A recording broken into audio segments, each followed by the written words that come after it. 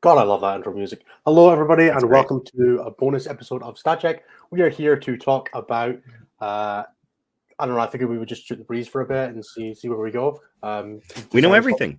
We could talk about the designer's FAQ, like we could talk about a whole bunch of things. But mostly, we're here to talk about the points of 10th edition and what little there may be as far as points go.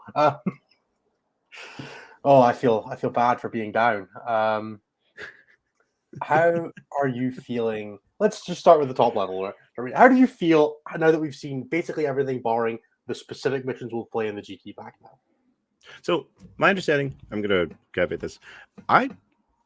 Core rules look great. Designer commentary is well written and addresses nearly every edge case that people have been poking me about over the last 2 weeks since we saw the core rules. If you're meant to be able to move things after they come in from reserve in the shooting phase. It seems like yes. I know, and I really don't like that because Eldar neither do I. So I'm just like, But I think almost every ability precludes you from being able to charge. Which there is one in Space Marines, the Primaris Lieutenant, I think the Phobos guy, who can attach to Spectre's kill teams. I think that's about the best you can do. And it's could be not cute, great, but it's not great. No, it's not. The only thing I could find. Yeah. But yeah, aside from that, all of that looks very well written. I'm very happy with that. The indexes and the points, there's this like middle band overall that seems fine. And then there's these two groups that are at the very top and at the very bottom. They're like, please no. What do you see as being the bottom factions then? I hate to say it, but Death Guard really feels to be down there. I know. It's almost like their preview. If it had something interesting to show, would have shown it. Admech may be down there. It's hard to tell. Probably the Admech community is spiraling in hilarious ways, which just makes me laugh. I really like the whole. How can we build an army that dies as quickly as possible? I was really impressed with that. You can build an Admech army that dies before without your opponent doing anything, which I think is impressive. So that is very depressing. And then I haven't really seen any other armies that are like really down there in terms of like what you can field, but I've only built lists for like 3/4. Votann players broadly, from what I've seen, and Orc players haven't been super enthused. I think Votann ended up being a lot cheaper than we thought they were going to be, which is kind of netted out to maybe looking interesting enough. Like I don't think they might be able to just shove enough shit in a list to make things work. But yeah, Admech and Death Guard definitely seem like they're. Yeah, and then I can see like Votann and Orcs and field armies being like the bottom of that middle band of seems okay. The biggest issue with Orcs, and we kind of identified this when we talked about it, is the change to Wall. It has the double-edged sword of, yes, if you're going second, you can call the Wall and you'll have your invuln when they shoot you to death. But it also means that they're just going to back up outside your threat range and be like, I'm standing here. Yeah, and also I just broadly don't think the Orcs, I don't know, it doesn't feel like a very good meta to be an almost pure melee army, and as an almost pure melee army, I'm not the most excited for Orcs right now. Overwatch and Devastating Wounds and Indirect and Towering all just kind of say melee isn't real, so you kind of like, you run Summit to keep people honest, and you need nothing more than that. Yeah. So, no, interesting. And then what do you have as being your top end? Because I think there's two that stand out, and then like two more that are maybes. There's Eldar up there. I think that one kind of goes without saying. Most people have identified that like things are just way too cheap for what they do in that book, and they have access to all of the rules. It's hilarious though that I think it's only like 8 data sheets. I just don't think it matters that like the 9th one is garbage because the first 8 are insane. Yeah, that is very true. Like, it feels like there's no depth to that codex. Like, once you drop off, if you nerf those units, there is like enough. There was like a puff and a whisper. Like once you get past like the Wave Serpent, like you get down from like Wraithknight, like Farseer D-Cannon, Guardians to keep your Farseer alive. Literally just that. Warwalkers and like Fire Prisms, Night Spinners. Like there isn't anything. There's like a few interesting things, like, but it all just kind of seems fair, but all that stuff is ridiculously undercosted that it just doesn't matter.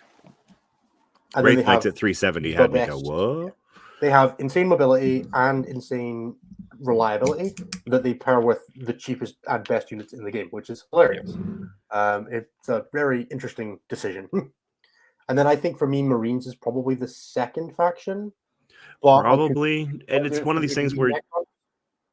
you kind of expected Marines to be up there just with the depth that they have. It's easy for some things to just go, oops, we made that a little too cheap. Desolation Marines, Eradicators, even Devs just look at that and go, that unit should cost about 10 to 20% more than it costs right now. Or in the case of Desolation Marines, a lot more than what they cost right now. I mean, agree to disagree on Eradicators, but sure. 95 points for them. Anything you want to kill with Eradicators is like got an invulnerable save, and they don't have enough shots to punch through it for me. But fair. Maybe there's a world. Maybe if you stack enough buffs on them, I'm sure they get through it. But it's one of those things. Marines are very guilty of but if I put this detachment and this character and this enhancement on the unit, it's great when I spend 2 CP. Marines are very guilty of falling into that with this new book, I think. And you kind of need to be running, and I'm shooting my oath target, which Eradicators at least bypass mostly. There's a lot of, I think Marine players will end up being guilty of that, of especially being like, but when I have oath, everything I shoot dies. I'm like, but you're shooting one thing a turn. But Marine points broadly. Some armies is real good. Yeah, Terminators got real expensive, which I don't think is a bad thing. Did they though? It's hard to justify like 470 points plus a character in a world where like Mortal Wounds pick up your squad, or when there's so much anti-infantry 4+ with Mortal Wound coming out. That's fair. Like, do you want to be the one playing Terminators into Deathwatch? It's 410, but it's like 470 if you want like the Deathwing Command Squad, I think it is. Or 430 for the Command Squad. Yeah. Like, it's expensive, and then you add a character on top of that. Like, it's good. I don't think it's bad. I just don't think it's, I don't think it's for this meta right now. Maybe I'm wrong on that. Like, it definitely seems like the kind of thing that would be, if you were playing a fair game. But I don't think you play a fair game into armies like Custodians that are kind of the same army that is kind of trying to brawl you. Where Custodians are just like, cool, so I fight first, and you don't have a squad anymore. Yeah, which is interesting. So for me, it's Necrons are the next one that I kind of have in that sort of top band. I don't think I think they're par with Marines or slightly worse. Sovereign Coronal is a messed up relic. The bubble of +1 to hit and make all of your things count as better. It's just insane. Illuminor Seras might be one of the best issues in the game. It's not a Wraithknight. But he's also priced accordingly. He is priced accordingly to giving all of your battle in Armor of Contempt +1 AP, and he can stand back up for a CP. He's pretty damn good for 220. Yeah, the problem is your battle line is Warriors and Immortals. Yeah, but I think Warriors have enough recursion that you can just keep them alive at anything that's not Eldar. So probably. Like, you can run a baseline Warrior squad that's Armor of Contempt, 4 up invul, 4 up invul, or 5 up Feel No Pain.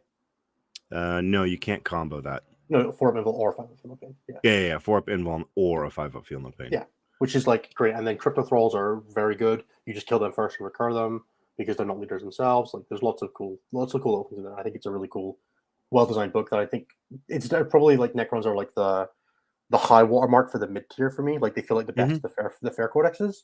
And then GSC are probably in that sort of same region as well for me. That book just seems like it does so much stuff.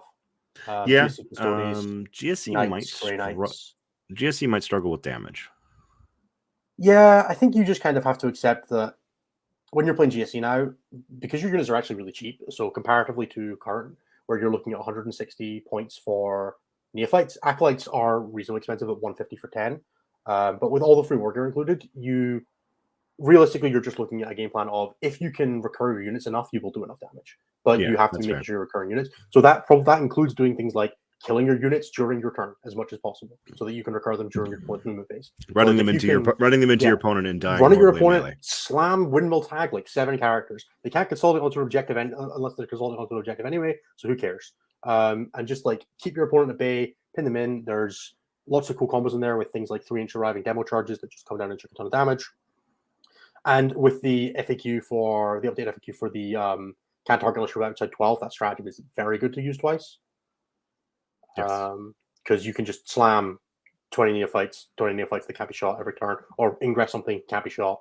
You have a lot of really, really cool options in there for that. So I think GSC, just on balance, will probably struggle into like the Death Wall armies a little bit. Like, if you were seeing tons of Deathwing Terminators or Custodians, then that's the kind of army that they've always struggled with, or like all hulls for like Chaos Knights. But I don't think it's bad that the army has weaknesses, because it's probably an incredibly frustrating style of list to play against, where it feels like nothing you're doing matters. Agreed. Because everything just keeps coming back. it probably shouldn't be an army that's the best in the game. Now, here's something that's interesting, actually, is that like the Chaos Knight matchup used to be really rough for GSC because of, I mean, one, it was just hard to pick them up, but then also the various leadership shenanigans, combat attrition modifiers, all that just resulted in you losing a whole lot of additional bodies. You don't have that anymore. No, and you're probably coming back to the thing of, yeah, it kind of sucked, but you did win them on 4s with a whole bunch of stuff. Now you're almost entirely winning them on 6s. That maybe it just is enough that it doesn't matter. There are a few things that you can still do well, like demo charges are obviously still great. And you just, you have infinite recursion, and they do less damage, right? Like, even just something like an Armiger Helverin, if you're in cover now, you're saving on 5s against it, as opposed to it would have been 6s before. Like, just losing a point of AP on stuff like that just makes a big difference. There's also a ton more recursion in GSC. Even just like knights are pretty bad at full killing units, even with a bunch of their stuff. So if you can like coherency kill, which you can still absolutely do, just choose not to move. If they don't tag your guns or they kill your guns, make sure your Icomore doesn't pilot the base contact. Kill the stuff that's in base, and then regenerate your guns and shoot back. Right? Like, and especially now that it's a guaranteed D3+3 when you're on an objective. If you're on an objective, which you usually can be. Also, or you're regenerating 3, which means you're getting 3 of your 4 guns back. Which is exactly. Fine. And Neophyte's giving you a CP on a 4 up for every objective they're stood on, up to 1. Obviously, is great comboing with the Nexus. I think GSC seem like they're really cool, and the points don't fill me with fear. I think Aberrants ended up being more expensive than I wanted them to be. 330 for a squad of 10 is a lot. Especially when you really need character support with them to probably give them the infiltrate, and the characters they can take kind of suck. Like, you don't need a Biofacus in them, and you don't need and the Abominate just is terrible. And Gene Stealers themselves were expensive, although the Patriarch was way cheaper than I thought it was going to be. 85 for a Patriarch is insane. I guess his downside is you're tied to pure strains, or you're just dead. Yeah, he kind of hits that point where he himself is super cheap, but pure strains aren't, and the combo is really expensive. It's 265 for 10 with a pure strain, and it's just a lot to want to ingress, especially when you have tons of other options for ingress and 3-inch deep strike and all that kind of thing. So, not sure. I think you'll definitely see builds with him. You'll see builds without him. Is kind of where I landed on Circle. So yeah, that's kind of my top 4 is Marines, Necrons, Eldar, and GSC. Not sure where you that's are pretty close to mine. Eldar's definitely up there. Marines is up there. Necrons is up there. Double Knights, but this is from a team's perspective. They're both up there because I feel like a lot of armies, some armies will just Thanos snap them out of oblivion, but other armies would be like, that's a lot of T10 to deal with, because both the Imperial and Chaos Knight chassis ended up being a lot cheaper than I was expecting. Yeah, for the relative increase between 130 and 135 and 160 for a Knight armored chassis. Yeah. You can now get up to 14 War Dogs, which is kind of insane. Especially since you can play Stalkers for Chaos Knights. You can actually run 14 War Dogs without being forced to take a big Knight. Imperium, you have to play an Imperial Agent Warlord, but you can still do 13 Armigers. Sure, you can do 12 because you can't. The thing is, Imperial Knights do really benefit from their oaths. The bondsman abilities. I think Imperial Knights want nice. a big Knight, but you could go with that one if you really wanted to. You could. I don't know why you would want to, but if you were really worried about it. Especially with towering. Yeah, I mean, towering is nuts. I think the fact that you can build, I think with the lists I've seen that are reasonably interesting, like Castellan double big chassis and 4 War Dogs, or double big chassis and 8 War Dogs, or Armigers, whatever your preference is. Like, you can fit a lot of stuff into a Knight list, which is super interesting. And towering is just messed up rule. Having seen it on Wraithknights, like in practice now, I managed to get a game in with Demons versus Knights, and then also I've seen a game with Eldar on Eldar. It's super weird, just like getting shot, like standing behind a wall that you would. 9th edition brain is just like, I am safe here, and then suddenly your squad is dead, is kind of horrifying. I'm hoping that that's Jeremy turning his camera off and not just abandoning me, because I'll feel really bad. I'm here, don't worry about it. My camera is just glitching like hell right now. That's fair. There we go. But yeah, I think both the Knights list kind of go into that. I think the 5 to 10 power armies, like the top of the middle half, are pretty close. Like, I'm broadly them and Custodes and Grey Knights all seem really interesting. Grey Knights were a little more expensive than I was hoping. Yeah, especially the Terminators and the Dread Knights. Like, I was looking at that and I was like, that's a lot of points for things. Yeah, I think they'd probably still get there just by sheer virtue of movement jack, and also the railroad confirmation that if you miss a Deimos, you just go back into Deep Strike. You don't even go to Strat Reserve, which is real powerful. Yes. So you can just pick up a unit up and just deep strike it back in, including using the grenades have the 3-inch deep strike, right? I think so, yeah. Yeah. So you can just like 3-inch deep strike your squad back in. So it's great for like getting you can like drop in purgations, fire them on Overwatch, and then F off with Mr. Deimos. It's great. It's a very expensive CP combo, but you can do a ton of stuff with grenades, and I'm super interested to see what people come out with list-wise. But I think that list is like the characters are all reasonably cheap. The units themselves are not the worst. I also like that you can like go to a 10-man pretty cheap in purgations. Not that I'm sure you would want to, but if you wanted to, it's only 22 points a model for the second half, which is still a bunch of Stormbolters. Interceptors were an interesting one. 32 points a model is really expensive. Yeah, but then you consider the fact that they can drop in and then shoot and move means that they can open up your purgation shooting really well. Which means they maybe just need to be like if you're gonna run 5 of them, and then being pretty expensive for 5 is probably not the worst thing in the world. Just in the sense that they make the purgation downside almost non-existent.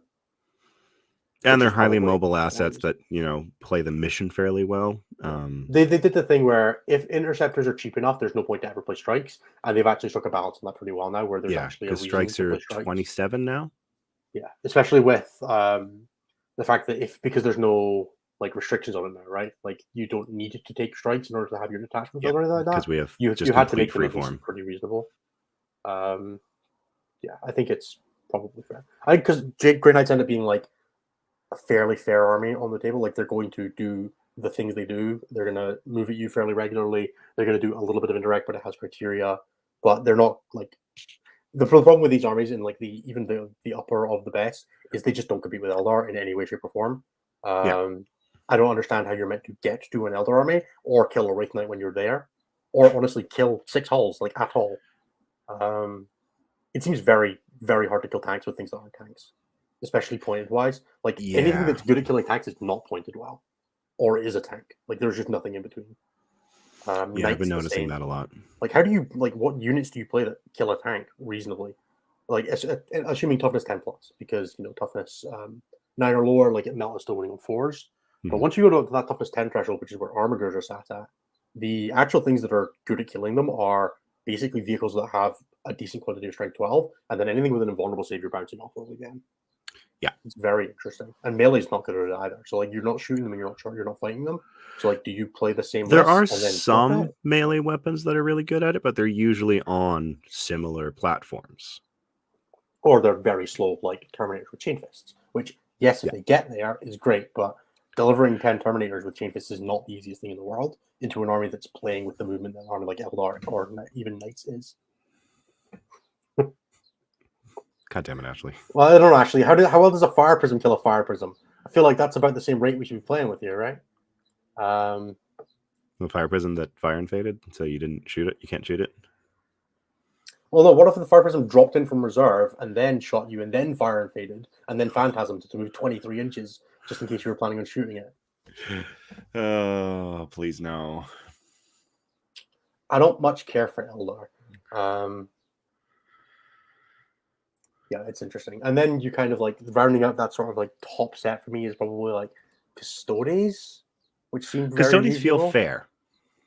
I was impressed at the amount of shit you can fit in the Custodes list. Yes. Like they are not expensive. Like I know they're expensive, but they're not really. You can fit like, I think one of the lists I got sent was like 4 bricks of stuff, and I'm like, that's a lot of stuff with the 4 Appeal Bay. Yep. That gets to at least have a shot of just like Custodes player high rolling into devastating wounds and things like that. And it's just shuts down any other melee army. Like, I don't know what your game plan is trying to fight Custodes, where one squad's got Trajan, the other squad's got a free interrupt, and the third squad's got -1 damage, and you're just like, well, where do I go? Yeah. It's going to be interesting. And then we've still got all the 4 draw coming for Custodes and also guard as well, which will definitely result in some more lists, I think, Custodes especially. Yeah. Guard 4-draw units tend to just be like upgraded and different side grade versions of the core book. So we'll see how that actually pans out. But... yeah, though looking at the Guardian Direct, I'm kind of worried about things like Earthshakers and Medusas. Basilisks and Manticores were the only things that looked good in that codex, but boy, how did they look good. It's a good thing you can only take 3 of each. So far. But yeah, I knew there was going to be a problem with those Basilisks. things when I saw NASA's response, and it seemed to change response to the guard index was just like, I have bought basilisks. I'm like, Yep. I think we're in for an interesting time if guard are good. Also, obviously, things like recursion on Sentinels is great. Yeah, that's definitely a choice. To be fair, it's actually only 20 more points than recurring a 20-man guard squad. That's also true. Like, I get it, but they decided that about 150 points is fine for 2 CP, which is a fifth of the CP you're reasonably expecting in the game. I think Solar gives you the extra 1, right? But yeah. Yeah, so it's still, it's like most factions have the named characters, except Eldar, who's on the fucking generic Autarch. Sorry, I'm not mad about that at all. I love how the Path of Command went from an 8th edition where it's like roll a 6 and you get a CP to now it's you just what if you're you on the just table. had this? Also, it's like he's a lone operative and he has a Melta. Don't worry about it. Or he's a Dark Reaper, one of the two. He's the only good Dark Reaper. Morganrod doesn't look that bad. Morganrod joins Dark Reapers, whereas this guy's a lone operative. So true. So yeah, guard. I'm not impressed with guard, but I'm also not convinced it's going to be fine. I think that's kind of where I'm at with guard. GSC can take 500 points of guard artillery if they want. Sure can, which just about fits 4 platforms. Sure, that won't be a problem. Well, it's only a problem if you think about it or look at it or play for it. They can also fit in a decent number of the Baneblades, which personally, quite funny. I think that's actually the number one counter to Eldar is just deadly demising their vehicles with the one that gives you +3 to deadly damage rolls. I don't think it's good. I just want it to happen. Yeah, that one is very funny, but I think it's also the Banesword who is 550 points and can't be taken anyway. But yeah, it's so upsetting. I was horrified at the points on Russes, by the way, given that none of them are very good. 220 points for a Demolisher Russ is definitely a choice. Yeah, given that it shoots worse than a Fire Prism, it is 100 points more expensive. Yeah. But it's T12 or whatever it is. It is T12, right? Wraithknight. It's 150 points less than a Wraithknight.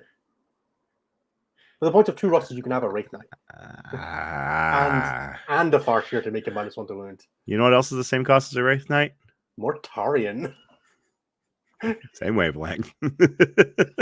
There's a lot of, but I could have a Wraithknight, including from every Eldar player on the planet right now who has just gone and bought their 2nd and or 3rd Wraithknight or dug it out of their cupboard from 7th edition. If my Twitter didn't to go by, Wraithknights are completely out of stock everywhere in the world now. Yeah.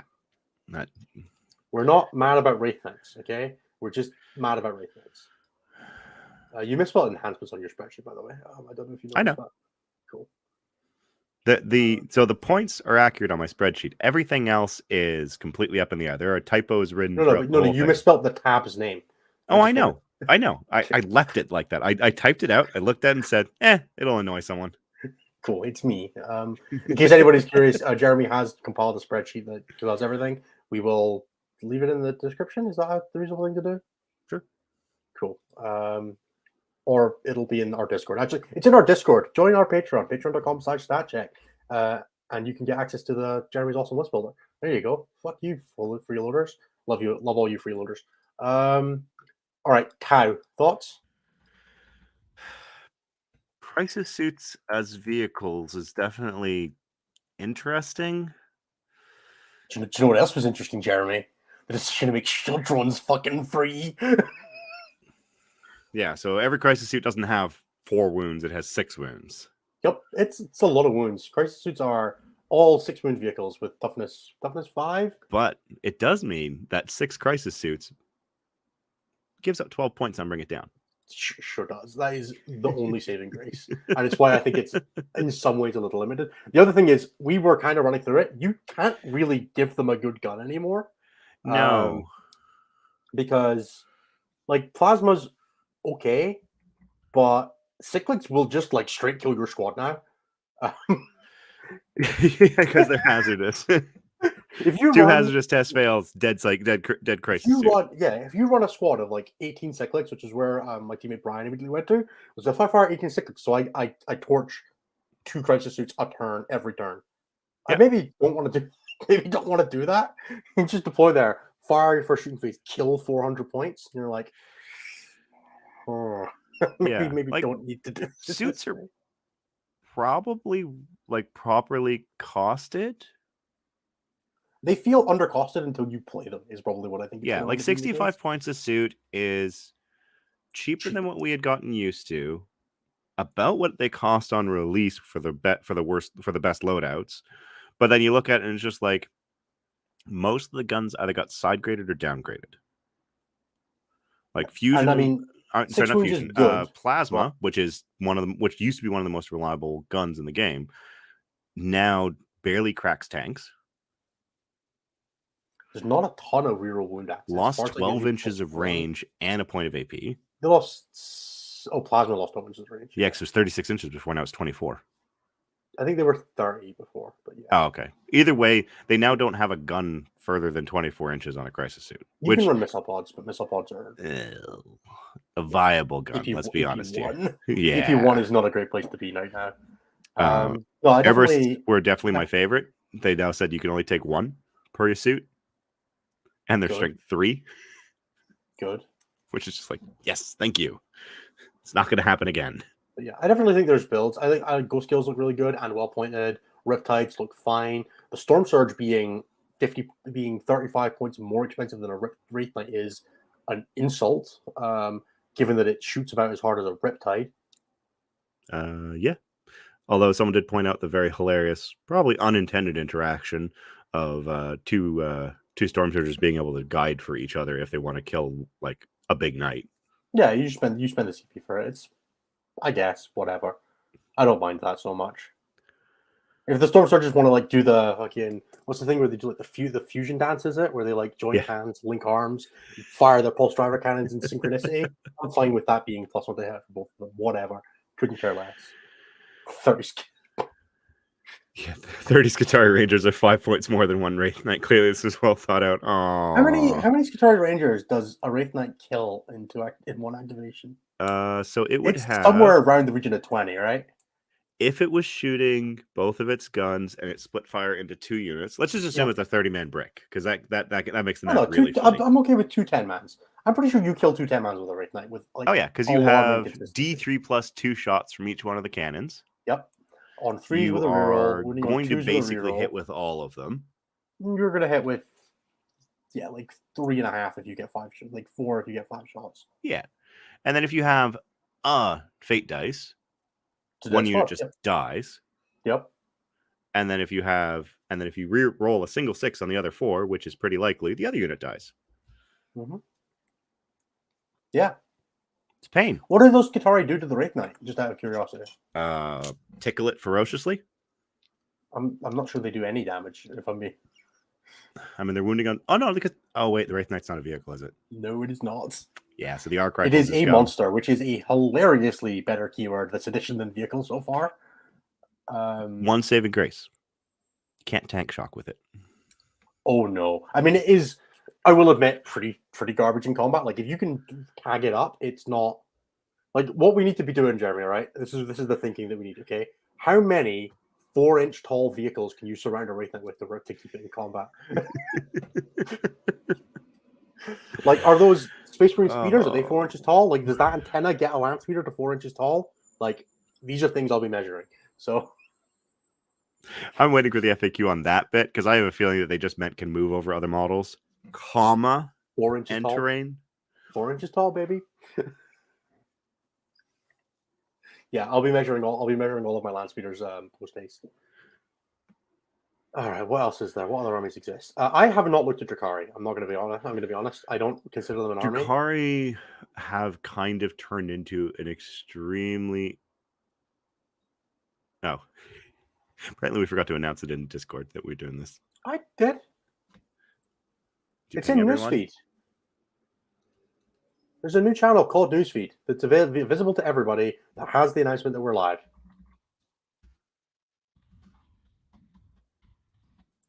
So, no, 100%.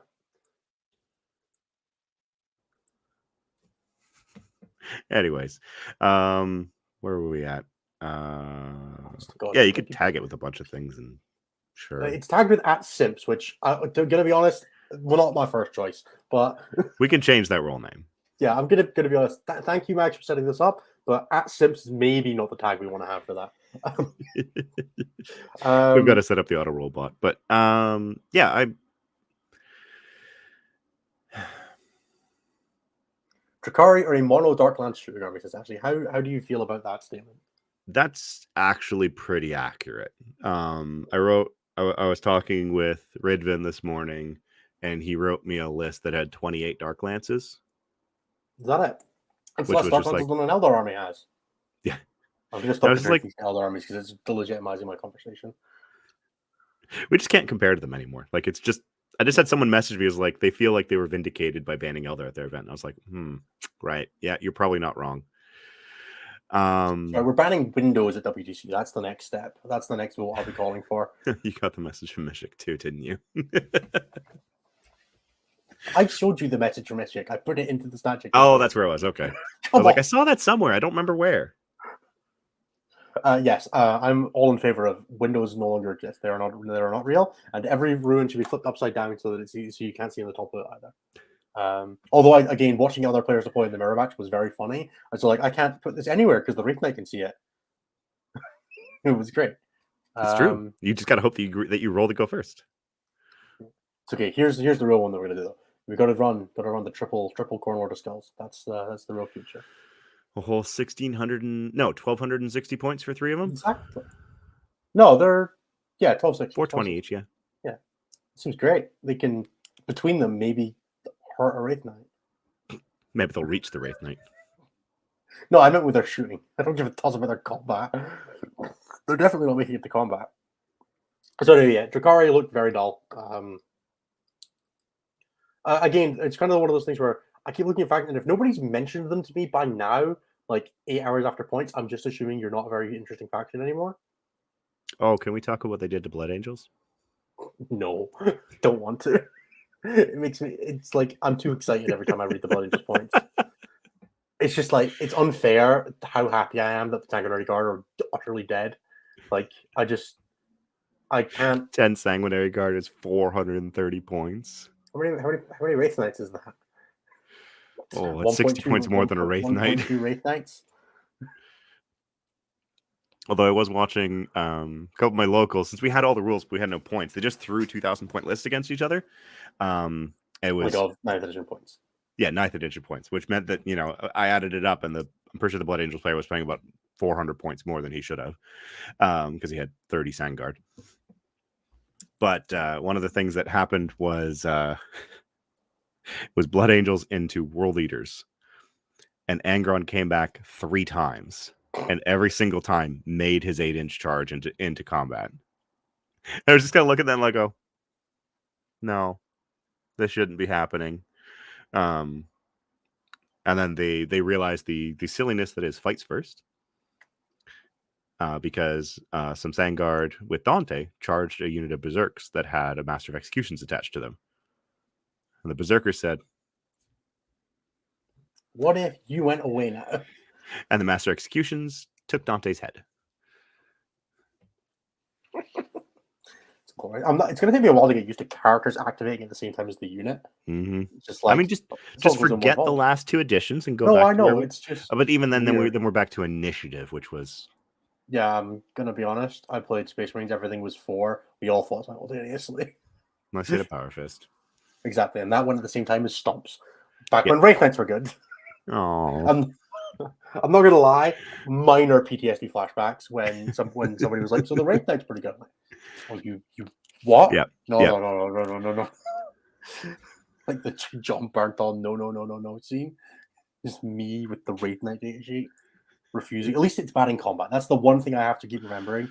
At least this time it's not going to kill my squad on a 6 in combat. Just in shooting.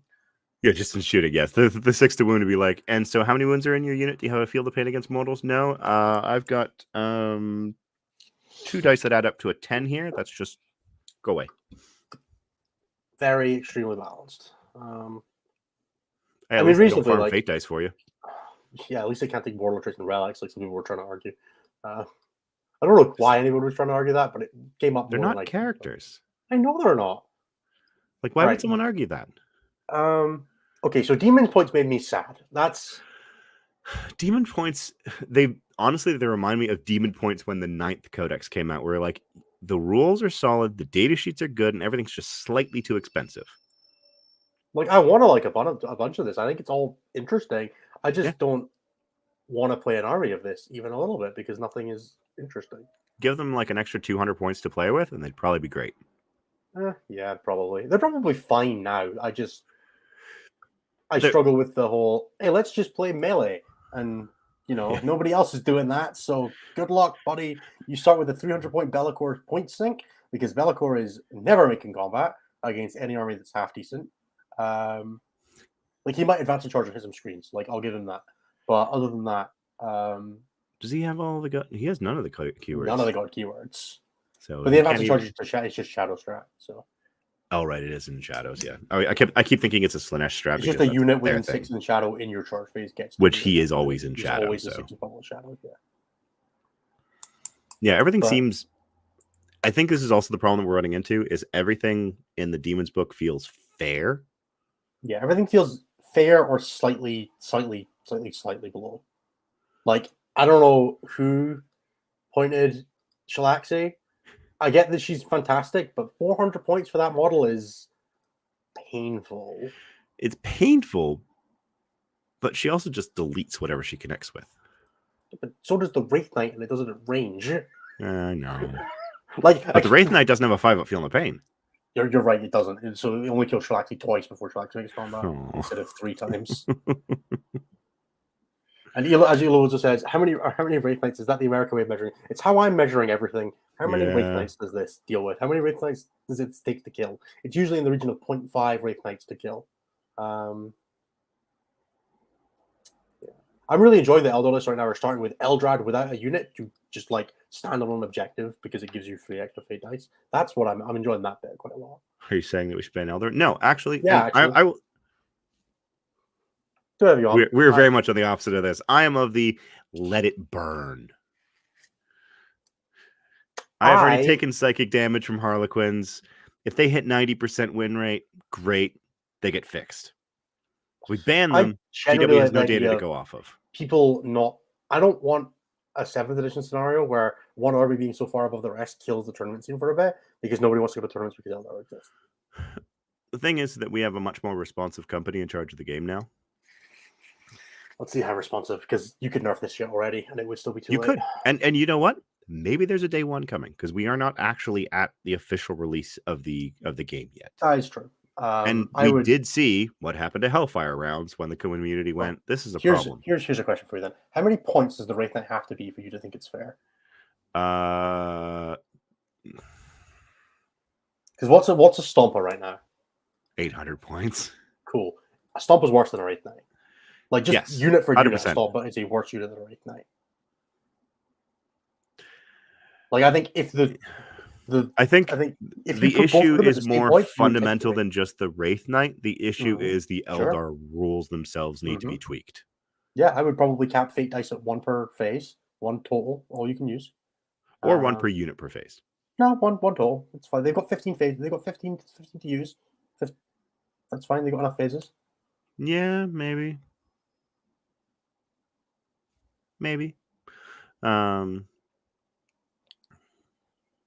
And then the other thing to take into consideration is, like, because it's layered, but it's one of these things, like, other rules probably need a heavy relight, or you just need to aggressively cost everything in the army so that they look like Votan did at the beginning of Arcs. Both. Let's just do both. Let's just make Eldar unplayable. It's the best time of 40k. I never like taking an army away from someone. I do. They took Harlequins away already. What's the rest of it? Actually, that's a fair point. Harlequins in the Eldar Codex look perfectly reasonable. I think the Solitaire is not so busto, but other than that, take one of them. Yeah, it's because he's an epic hero. You're only allowed one of him. Yeah, and sometimes he just dies to Overwatch. Yeah, that's probably a good shout. As Simon says, they just shouldn't count as an unmodified role. Yeah, but you can't use them for Overwatch. Specifically call out as being unmodified is can't use them for Overwatch. Can't use them for Devastating, which would be my. I think using them for Overwatch is fine. No, fuck it. No, just get rid of it. No guarantee. You aren't triggering anything else. Clearly not meant to be not meant to be guaranteed roles. That's why it's on 6s. So just stop it. Just get rid of it. Yeah. And also, people need to be real clear with their other opponents that the Farseer ability is one Farseer can do this per phase. Per turn, please. Don't give them buffs. Look, Ashley, Harlequins are reasonable as compared to Eldar. Didn't say they were good. I never said Harlequins are good either. I'm pretty sure I said that Slaughter was a good addition. The rest of them were pretty garbage. Void Reavers look okay. Like, they are fine. They are perfectly reasonable, despite having a general lack of rules. The rest of them kind of suck. Desolation Marines being 240 for 10. I am a little jury's out on Desolation Marines. I think everybody's going to start running way too many of them, and it will diminish your list a bunch. But I think that one squad is definitely still correct. 10 with Bolter Drill are very silly. Yeah, and then more than that is starting to feel like, I don't know, are you getting what you need out of them? Like, even are you playing the mission? Exactly. Even in 9th edition, people are very keen to over-index on Desolation Marines running, for example, 15 in Iron Hands when they just shouldn't, Jeremy. Not my list. I don't care. It was still wrong. Right, what else is there to talk about? Chaos Knights we spoke about, Chaos Space Marines. They seem fine. Yeah, they seem, again, I think it's kind of the same issue I was speaking about with once you beat full reroll hits to wounds with any other edition would seem absolutely insane. But it's still insane here. Ashley's just whinging at me for saying that Desolation Marines might be okay. I don't think Desolation Marines are fair, and I think one squad is still far too strong. I'm just not sure it's worth ever playing 20 or 30 of them still. No. But I might be wrong on that. I'm happy to be wrong on that, and I own enough to run plenty of them. Yes, Simon, we've already spoken about Eldar. It was the first thing we complained about. Yes, Sorry, nearly everything in the Eldar Codex that is good is just too cheap.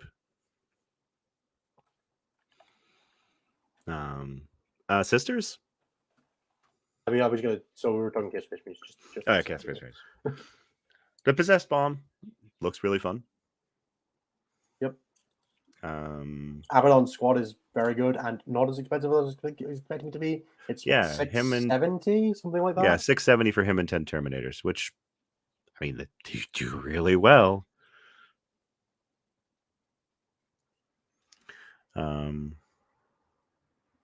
Yeah, Abaddon still has one of the best orders in the game with a full reroll ball. Yeah, and the fact that he can also choose the other two, which can be situationally useful, is also really good. Joel, we talked about orcs earlier. Orcs seem lower end, but they might have some play. The biggest issue with orcs is the wall change. And just being a melee army fundamentally doesn't seem very good right now. Yeah, this is going to be, at first and probably for a while, a shooting-dominated edition.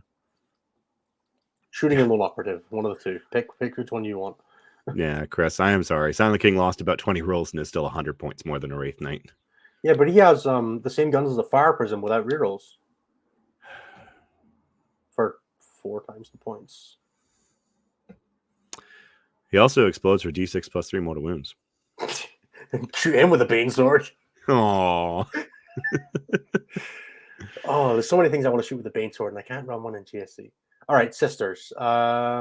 I didn't look at these ones really. Nobody's really. They look. The Sisters points actually look exactly like what they were before. 15 points for a. Yeah, these look almost identical. 14 points for a Zephyrim, 80 points for a Paragon Warsuit. Novitiates got murdered, and 9 points is an insult. They went up and lost half their attacks. That's hilarious. Yeah, Battle Sisters are still 11 points, but you have to take a 10-man now. Yep, Celestine at 150 seems very reasonable. I think the Mary Herd of Zephyrims, which isn't terrible. Shoot and scoot Seraphim squad seems fun.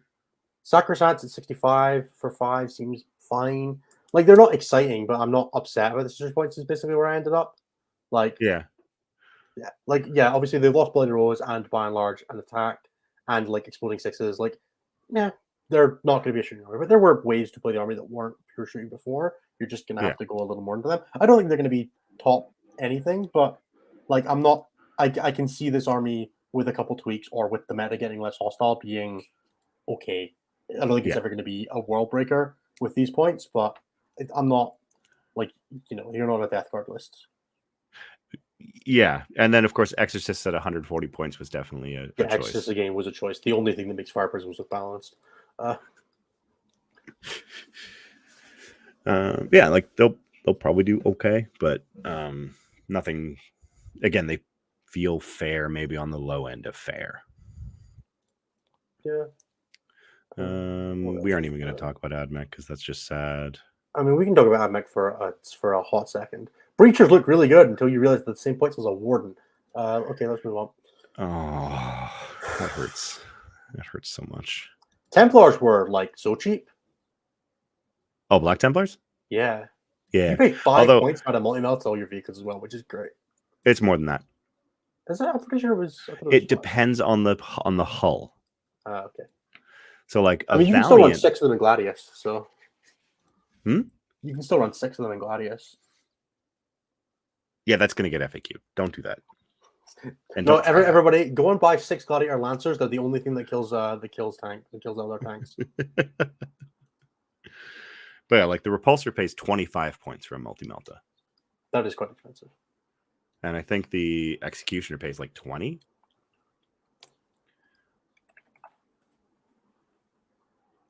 What is with the 11, man? Why did Sword Brethren go to 11? That is a good question. There's something weird with how their unit is done.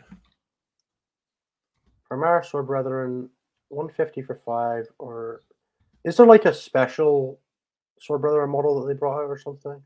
Maybe that's what it is. It's quite funny. I don't know. I feel like I'm hyperfixating on something small because Martin asked me in the chat, but now I kind of want to know. Templar have a whole bunch of really weird unit compositions in both the Crusaders and the Brethren. Well, the Crusaders, I think, is because it's like one box with the fight with 1 box worth of scouts extra, 1 box with like that kind of thing. Mm-hmm. So I get it, but I have no idea why Sword Brethren are 11. Space Marines, Black Templars. It's so weird. I must know. I think it's just a misprint. I mean, it's on the data sheet that they can go there. Yeah, but why? What's the point? For some reason. Oh, that's why. 1 Sword Brother Castellan, and then 4 to 10 Primaris Sword Brothers. Oh, so they come with the character one now that's £25. Yeah. Great. Extremely normal army. Yeah, it's a special model with a dual lightning claws in the box art, which is not a legal choice anymore.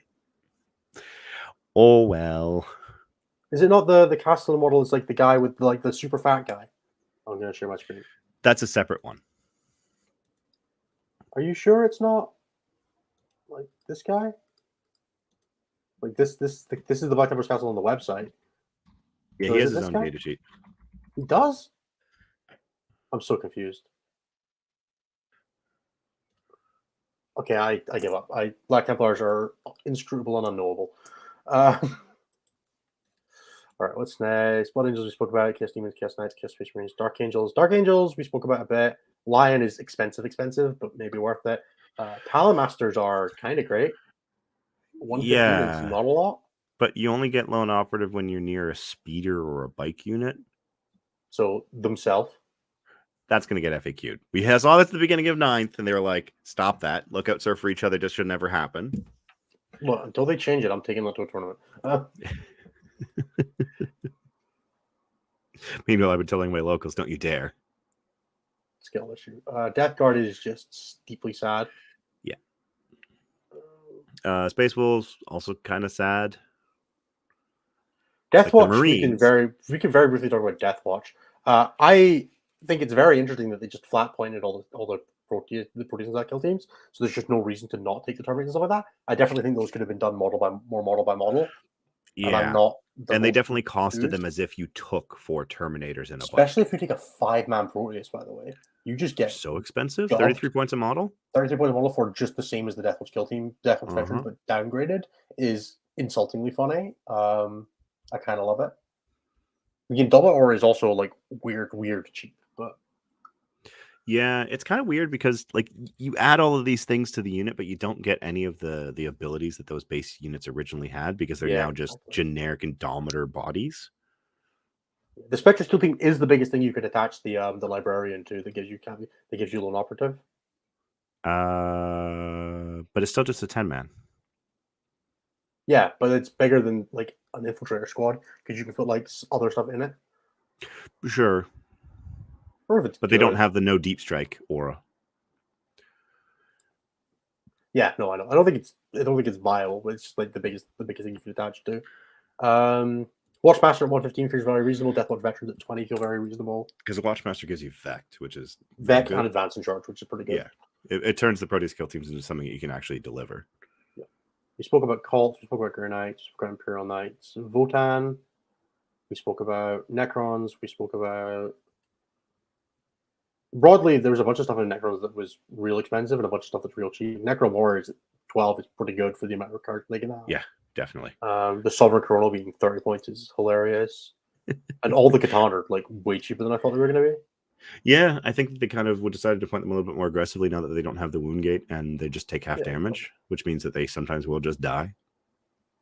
Marines, there is like 400 Marine data sheets. Some of them are too cheap, some of them are slightly too expensive. I was horrified at the last year of Tornado's points, by the way. 95 for a bot that fragile is quite funny, given that you can have 30 more for a fire prism. Yeah. Hey, went up a toughness. It also got bombs. Like, I'm not saying it's bad. I was just surprised it was 95. The bombs are pretty funny. The Typhoon shoot and scoot might be decent.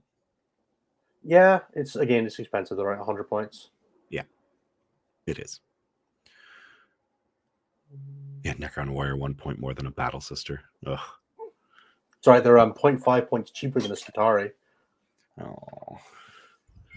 Or 2 points more than a Vanguard. Don't think about Vanguard. They're not real. Space Wolves. Nyala's cool still. Poor Wolfen. Yeah, they had it coming. Piranha's the best anti-tank attack. I can't say I've looked at the Piranha data sheet. They're very early into the edition. 9 of them, which is kind of cool. Let's go for it. I mean, yeah, you're just like, we got a bunch of Fusion 2-0 missiles and hope for the best. It seems fine. They're pretty fast. 55 is not a lot, to be fair. Keysons. Sure, Magnus is expensive.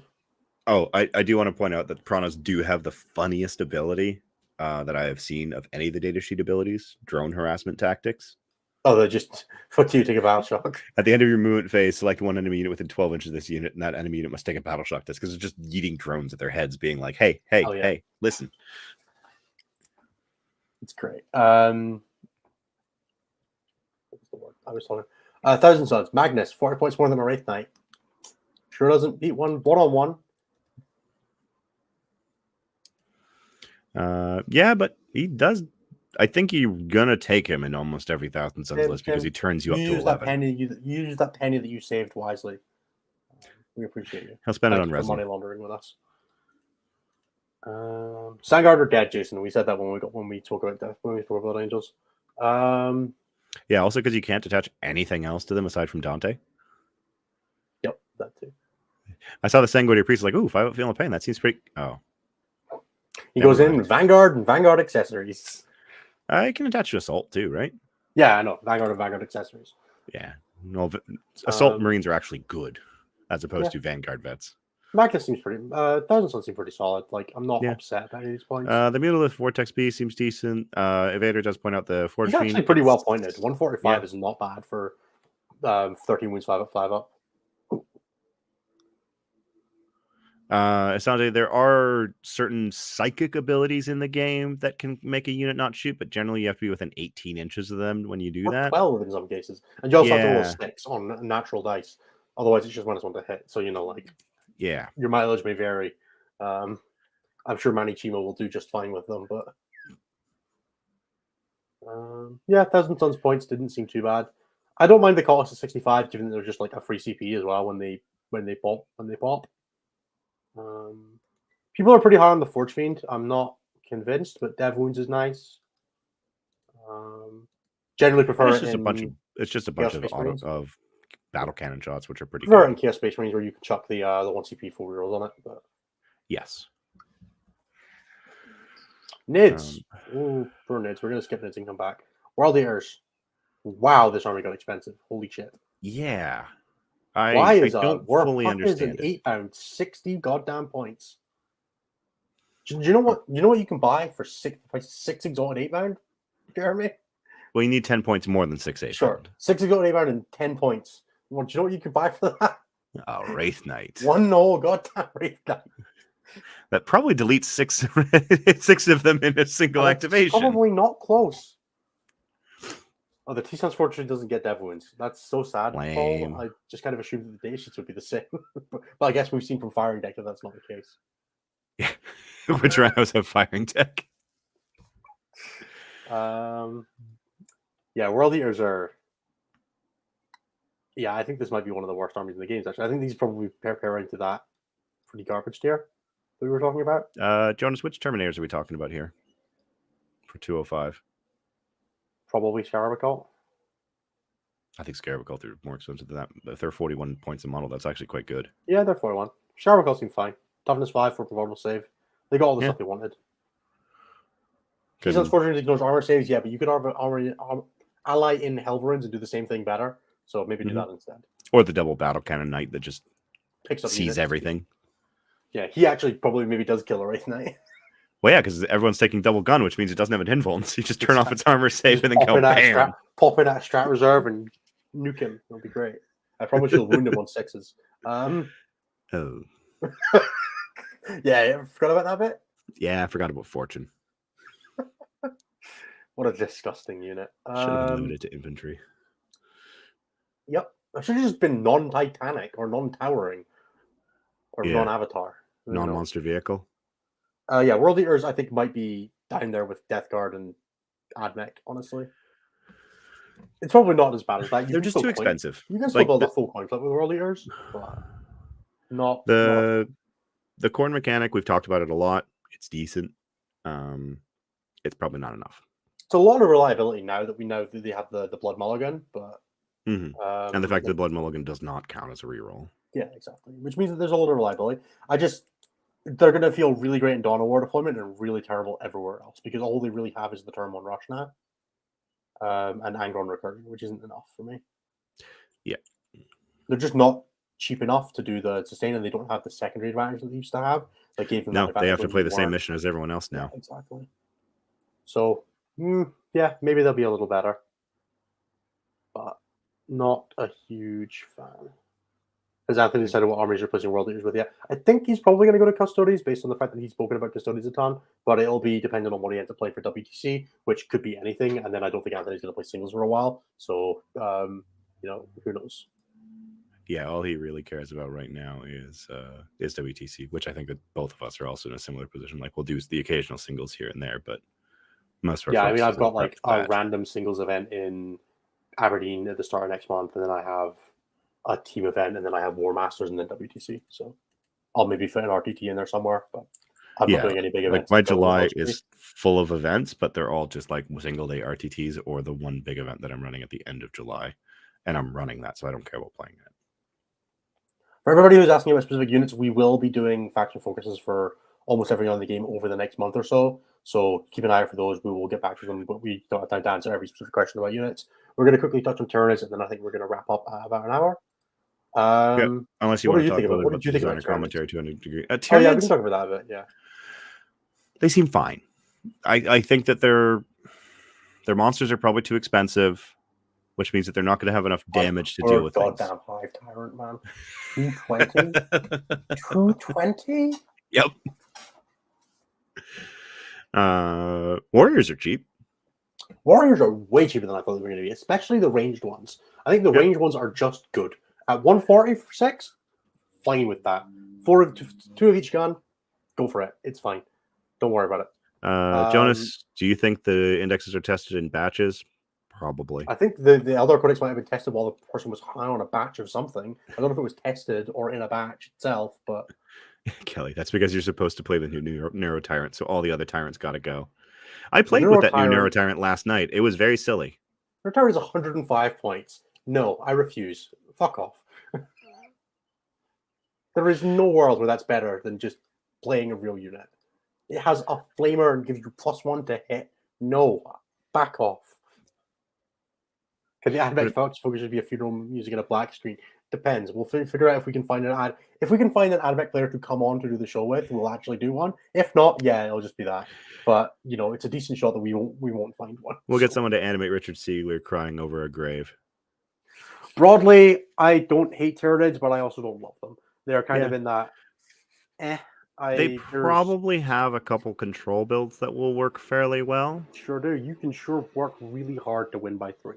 Yeah, and you can get your 8 points every game. Yep. Eldar players won't know what hit them. So they won't get their 20s. Struggle bust your way through getting 4 points off of them because you can score secondaries. Nothing said you can't score secondaries 4 mines yet, so. You know what? I'll give it to them. They deserve it at this point. Wraithknight equivalent units. Nice. Thank you to Jonas and Zachary for chucking the super chats. Yeah, Nids, I like a lot of the mid-range stuff, and the big stuff is expensive and not great.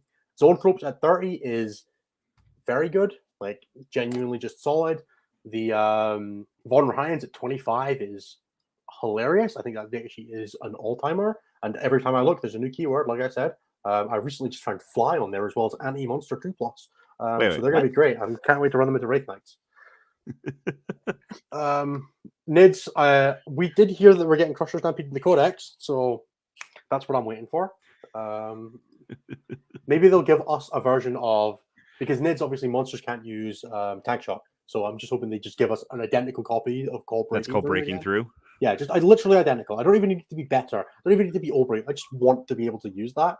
Because I think that'd be funny. Martin asked, what about German Tyranids? German Tyranids are significantly tougher. Unfortunately, it doesn't happen to Wraithknights, so I can't bring myself to care. Raveners are solid. The Psychophage is expensive, but I like the 6 of Feel No Pain bubble. Gargoyles went down 0.5 points a model. Can't complain. Termagants are still too expensive. 6 is an insult. At least they're not 7 anymore, but 6 is a lot. Should be 5.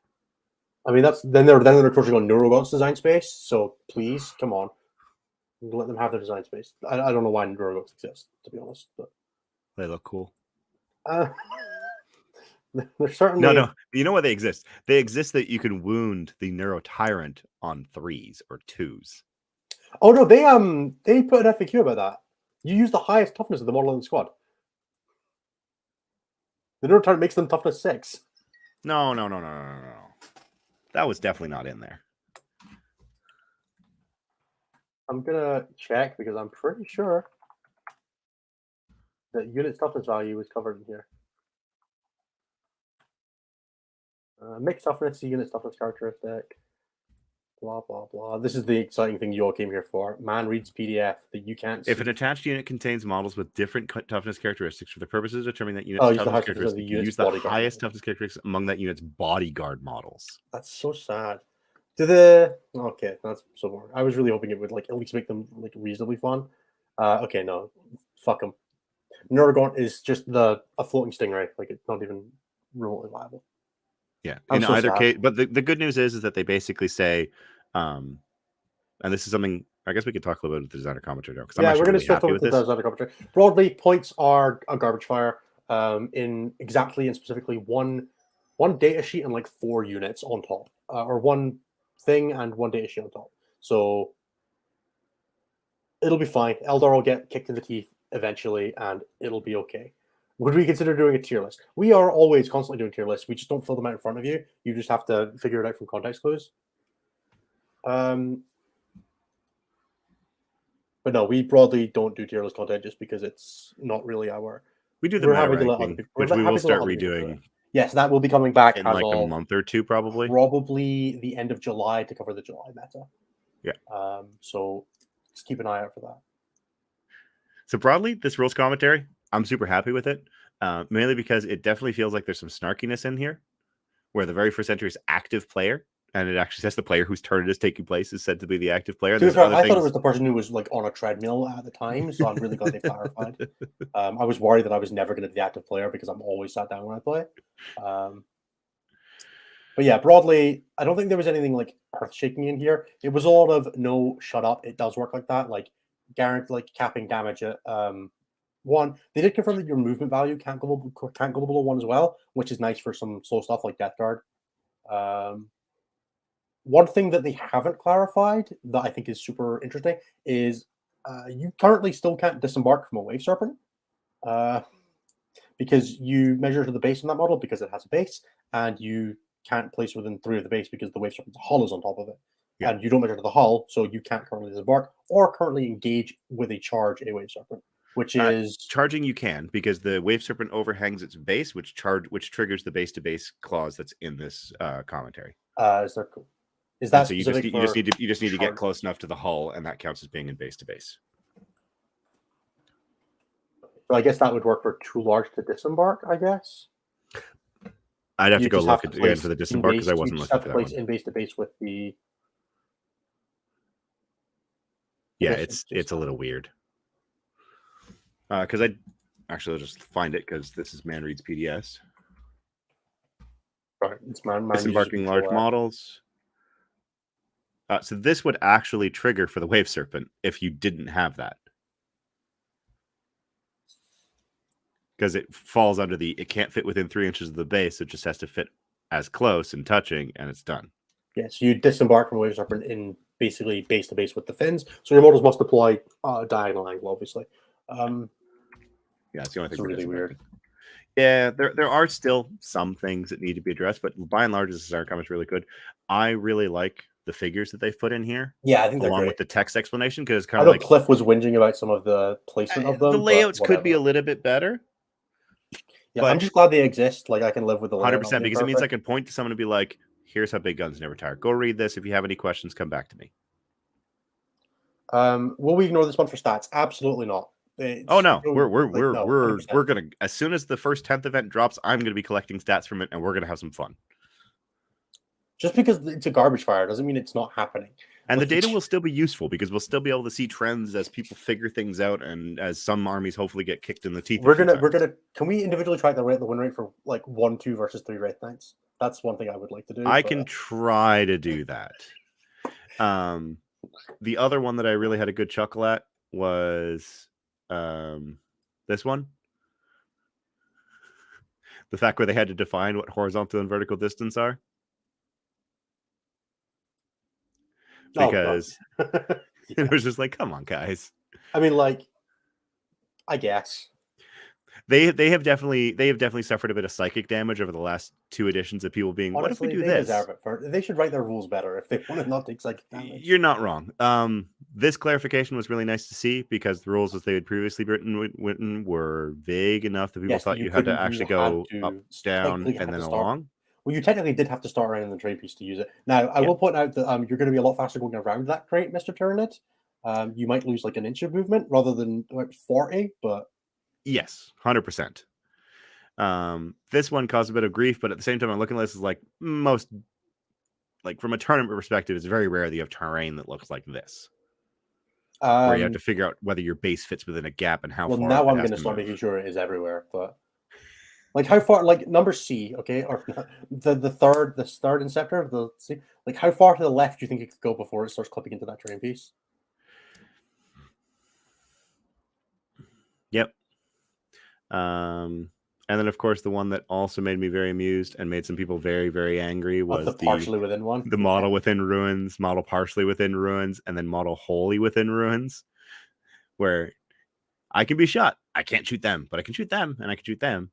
I can finally shoot everyone. I'm very glad to see is that we will never have to again have an argument about whether doing this to a wall counts as being in cover.